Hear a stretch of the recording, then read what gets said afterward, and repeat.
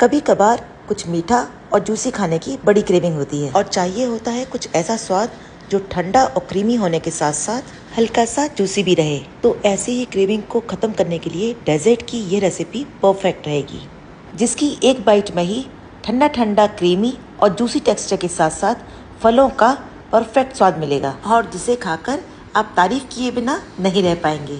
और यकीन मानिए, मिल्क प्रोडक्ट्स और फ्रूट से बनी हुई यह पुडिंग सभी को बेहद पसंद आएगी। आज जब बच्चों ने अपनी क्रेविंग के बारे में बताया, तब मेरे दिमाग में कुछ फ्रूट्स और मिल्क प्रोडक्ट्स आए, जिसे मिलाकर हम कुछ फ्रूटी, जूसी और क्रीमी बना सकते हैं। मार्केट में तो सभी कुछ अवेलेबल है, पर एक ही आइटम में सारी चीज़ें नहीं मिल सकती। अगर रसमलाई लेंगे तो उसमें फ्रूट्स नहीं होंगे, यानी क्रीमी टेक्सचर के साथ साथ फ्रूटी और जूसी टेक्सचर तो आपको घर पर ही मिल पाएगा। तो देखिए, इसके लिए सबसे पहले हम आधा लीटर के करीब फुल फैट मिल्क को एक पैन में बॉईल करने के लिए रख देंगे।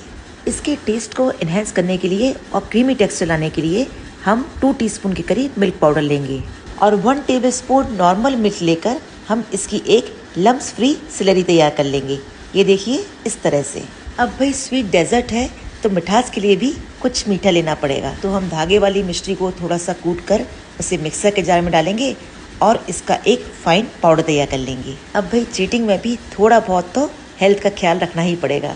तो ये देखिए, इसका पाउडर कितनी अच्छी तरह से तैयार हो गया है। हाँ, पैन में दूध का भी बॉईल अच्छी तरह से आ गया है और अब हम इसमें जो स्लरी तैयार की थी उसको इसमें ऐड करके सभी को अच्छी तरह से मिक्स कर लेंगे। दूध को अच्छी तरह से बॉईल होने देंगे जब तक कि थोड़ा सा थिक ना हो जाए। जो हमने मिश्री का पाउडर तैयार किया था, इसमें से 2 टेबलस्पून के करीब हम इस दूध में ऐड करेंगे और पूरी तरह से मिक्स करके इसको अच्छी तरह से बॉईल होने देंगे। आप चाहें तो इसे इस स्टेज पर 1 टेबलस्पून के करीब कस्टर्ड पाउडर घोलकर ऐड कर सकते हैं, पर मुझे एक्चुअली क्रीमी और रबड़ीदार टेस्ट चाहिए था, तो मैंने इसे इसी तरह से बॉईल किया है। जार से हमने मिश्री पाउडर को ट्रांसफ़र कर लिया है और अब इस जार में हम फ्रूट्स को ब्लेंड कर लेंगे। अभी तो मेरे पास यह आम और कुछ केले बाकी हैं। मालूम है, इसे कोई छू भी नहीं रहा था। क्या होता है ना कि जब फ्रेश होते हैं तो सभी उठा उठा के खा लेते हैं और जब थोड़े से इस तरह से हो जाते हैं तो उसे छोड़ देते हैं। मैंने सोचा कि चलो इसी से कुछ बना लिया जाए। तो हम क्या करेंगे कि 2 केलों को अच्छी तरह से मैश कर लेंगे। इनको छीलकर साफ करके मिक्सर के जार में ब्लेंड कर लेंगे, वरना ये तो इसी तरह से पड़े पड़े खराब हो जाएंगे। चलिए, अब इसे मिक्सर के जार में हम इसे फाइनली ब्लेंड कर लेते हैं। ये देखिए, कुछ ही देर में इनका टेक्सचर कितना शानदार हो गया है। केले भी जब फ्रेश रहते हैं तब अच्छे लगते हैं और ज़रा सा भी उनकी शक्ल बदल जाए तो वह मारे मारे फिरते हैं। और मैं तो क्या, उनकी शक्ल बदले उससे पहले ही ऐसा कुछ बना देती हूँ। यहाँ पैन में भी दूध अच्छी तरह से बॉईल हो गया है और इसका टेक्सचर भी काफ़ी थिक हो गया है। अब इसे हम क्या करेंगे, थोड़ा सा और बॉईल कर लेंगे। कल का कुछ बचा हुआ दूध था और इसमें क्रीम काफ़ी थी, तो इस क्रीम को हमने एक बाउल में ट्रांसफ़र कर लिया है। और यह जो पैन में दूध बॉईल हो रहा है ना, इसमें हम इस क्रीम को ऐड कर देंगे ताकि डेजर्ट का टेस्ट और भी ज़्यादा क्रीमी और टेस्टी हो जाए।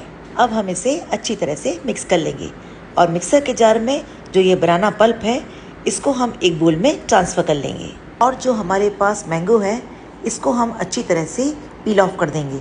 इसके सारे छिलके को उतारकर हम इसको अच्छी तरह से साफ कर लेंगे। वैसे तो ताज़े और फ्रेश फ्रूट्स सभी को पसंद होते हैं और उन्हें उसी तरह से कट करके खा लेना चाहिए, पर यदि रखे हुए उसकी कुछ शक्ल बदलने लगे तो मुझे उससे कुछ नया बनाना बहुत अच्छा लगता है। आम को भी हमने अच्छी तरह से छीलकर साफ कर लिया है।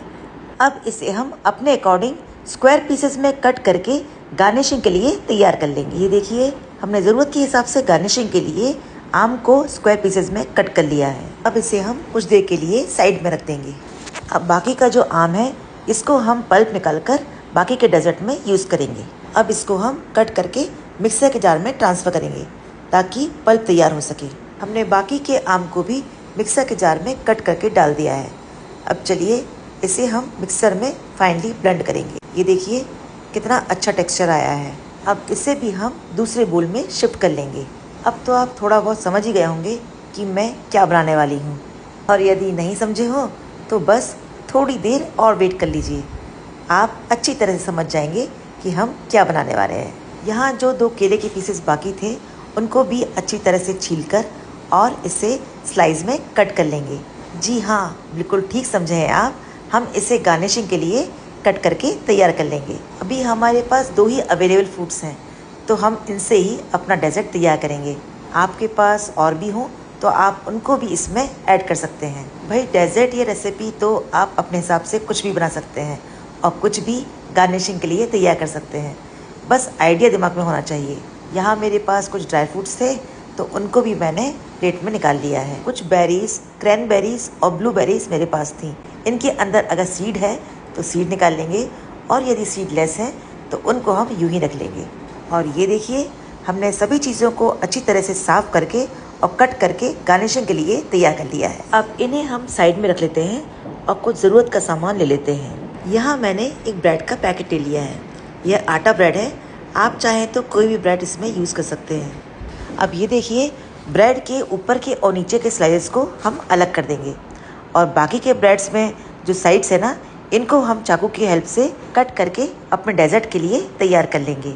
आप चाहें तो साइड्स रख भी सकते हैं, पर डेजर्ट में साइड्स निकाल कर बनाएंगे तो और भी ज़्यादा टेस्टी और सॉफ्ट बनेगा। अब जो ये साइड्स हमने कट करके अलग किए थे ना, इनको हम साइड में कर देंगे और जो मेन ब्रेड के पीसेस हैं इनको हम अपने डेजर्ट के लिए तैयार करेंगे। अब आप हमारे प्लेटर को देखकर समझ गए होंगे कि हम कौन सा डेजर्ट बनाने वाले हैं। जी हाँ, हम मिल्क प्रोडक्ट्स, फ्रूट्स और ब्रेड की हेल्प से एक ठंडा ठंडा, क्रीमी और टेस्टी डेजर्ट बनाने वाले हैं। लेकिन इसका नामकरण आप करेंगे, क्योंकि इसका नाम अभी तक मैंने तो नहीं सोचा है। तो इसका नाम आप ही सजेस्ट कीजिए। अभी तो अपनी तरफ से कोई भी नाम टेम्पररी मैं इस पोस्ट के साथ पोस्ट करूँगी, और यदि आपका नाम मुझे ज़्यादा पसंद आया तो मैं आपका नाम अपनी तरफ से चेंज करके पोस्ट करूँगी। अब यहाँ मैंने ज़रूरत के हिसाब से ब्रेड के स्लाइस को अलग कर लिया है और अब हम अपनी प्लेटर में इन सभी पीसेस को लगा लेंगे। ये देखिए, हमने प्लेटर की बेस पर ब्रेड की एक लेयर लगा दी है। अब जो हमने दूध थिक कंसिस्टेंसी में तैयार किया था, इसके एक लेयर हम ब्रेड के ऊपर लगा देंगे, यानी दूध को ब्रेड के ऊपर अच्छी तरह से फुल कोट कर देंगे ताकि ब्रेड की लेयर पूरी तरह से भीगकर फुल क्रीमी हो जाए। अब यहाँ देखिए, हमने ब्रेड की फर्स्ट लेयर पूरी तरह से तैयार कर ली है और अब इसके ऊपर जो हमने बनाना पल्प तैयार किया था उसको हम इसके ऊपर लगा देंगे, यानी बनाना पल्प की एक और लेयर इसके ऊपर बिछा देंगे ताकि हमारे डेजर्ट में बनाना का एक अच्छा सा फ्लेवर आए।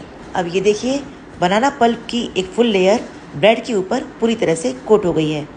अब जो हमने बनाना के स्लाइसेस कट करे थे उसको हम इसके ऊपर गार्निश कर देंगे, यानी इस पल्प के ऊपर बनाना को पूरी तरह से बिछा देंगे। अब हमने बनाना पीसेस को पूरी तरह से इसके ऊपर बिछा दिया है।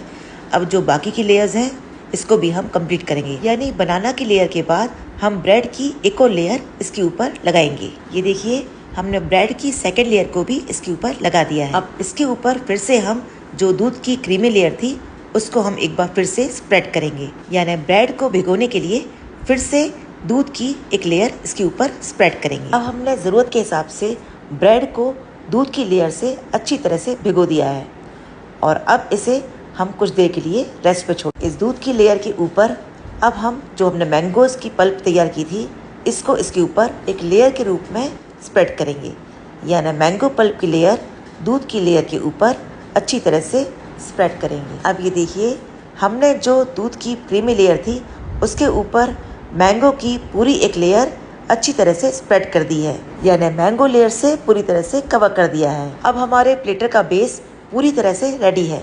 अब चलिए हम इसकी गार्निशिंग करते हैं। प्लेटर में मैंगो बेस था ना, उसके ऊपर हम जो क्रीमी मिल्क है उसको हम डिज़ाइन के लिए स्प्रेड कर देंगे। अब जो हमारे पास चॉप मैंगोज़ हैं इनको हम इस मिल्क के ऊपर अपने हिसाब से कोई भी डिज़ाइन में इसको स्प्रेड कर देंगे। आप चाहें तो इन चॉप मैंगोज़ की पूरी एक लेयर इस पर बिछा सकते हैं। जो चॉप किए हुए बनाना पीसेस हैं इनको भी हम गार्निशिंग के लिए यूज़ करते हैं। आप अपने अकॉर्डिंग किसी भी डिज़ाइन या किसी भी स्टाइल में इसको गार्निश कर सकते हैं। अब देखा आपने, वह फल जिसको कोई छू भी नहीं रहा था, ना ही कोई देख रहा था मेरे सिवा, उसका मैंने कैसे रूप बदला है और अब देखना लोग किस तरह से चाव से मांग कर खाएंगे। अब जो हमने बेरीज और ड्राई फ्रूट्स को कट करके तैयार किया था उससे हम इसको फाइनली सजाएंगे, यानी अपने प्लेटर को फाइनल टच देंगे। जो भी चीज़ें थी सभी चीज़ें हमने अच्छी तरह से इस प्लेटर में लगा दी है और अब इसका रूप पूरी तरह से बदल चुका है। कोई पहचानेगा भी नहीं कि जो आम और केले एक कोने में पड़े हुए थे उनकी यह शक्ल हो गई है। ये देखिए, पूरा रूप ही बदल गया ना। इस पर तो भाई मैं एक गाना गाऊंगी, रूप तेरा ऐसा दर्पण में ना समाए। चलो भाई, सबसे पहले हम इसे फ्रिज में 1 से 2 घंटे के लिए सेट होने के लिए रख देते हैं, ताकि सभी चीज़ें अच्छी तरह से सेट हो जाएं और हमारा डेजर्ट पूरी तरह से तैयार हो जाए। आई होप आपने इसका कुछ ना कुछ नाम तो सोच ही लिया होगा, और यदि नहीं सोचा है तो अब सोच लीजिए। अब भाई, खराब हो रहे केले और आम से तो हमने अपना डेजर्ट बना लिया। अब बची हुई ब्रेड की इन साइड्स का हम क्या करें? ब्रेड क्रम्स तो हम सभी जानते हैं, पर इसके अलावा कुछ और बन सकता है तो वो बताइए, और मैं अपनी तरफ से कुछ नया आपके लिए लेकर आऊंगी। और जो ये पल्प बच गया है, इसका भी हम कुछ इलाज करते हैं। चलिए, जो हमारे पास आइसक्रीम मोल्ड्स हैं, इन मोल्ड्स में हम इस पल्प को फिल कर देंगे और फ्रीजर में सेट होने के लिए 8 से 10 घंटे के लिए रख देंगे और इसे टॉप से सील पैक कर देंगे। और चलिए, अब इसे फ्रीजर में सेट होने के लिए रख देते हैं। हमारी नई जुगाड़ शायद इमरजेंसी में मैंगो आइसक्रीम के रूप में काम आ जाए। इसे तो भाई हमने फ्रीजर में सेट होने के लिए रख दिया। अब हम मिलते हैं एक शॉर्ट ब्रेक के बाद। तब तक के लिए बाय बाय। अब भाई, सुबह से शाम हो गई है और अब हम अपने डेजर्ट का हाल देखते हैं। वैसे मेरा पूरा यकीन है कि जिस श्रद्धा और मेहनत से बनाया गया था, तो डेफिनेटली यह बहुत ही ज्यादा शानदार बना होगा। तो चलिए, अब इसे खोलकर भी दिखाती हूँ।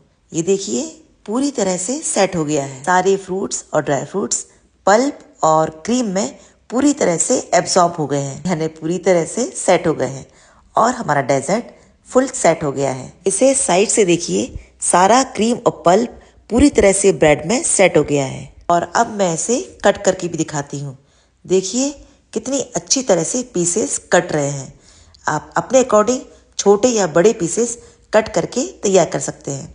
मैंने इसे मीडियम साइज में कट किया है और अब मैं इसे निकाल कर भी दिखाती हूँ। ये देखिए, कितनी अच्छी तरह से यह डीमोल्ड हो रहा है। अब हम इसे प्लेटर में सर्व करेंगे। ये देखिए, जैसा हमने चाहा था, फ्रूटी, जूसी और क्रीमी टेक्सचर, ठीक वैसे ही बनकर तैयार हुआ है और बहुत ही ज्यादा टेस्टी लग रहा है, बिल्कुल एक फ्रूट केक की तरह।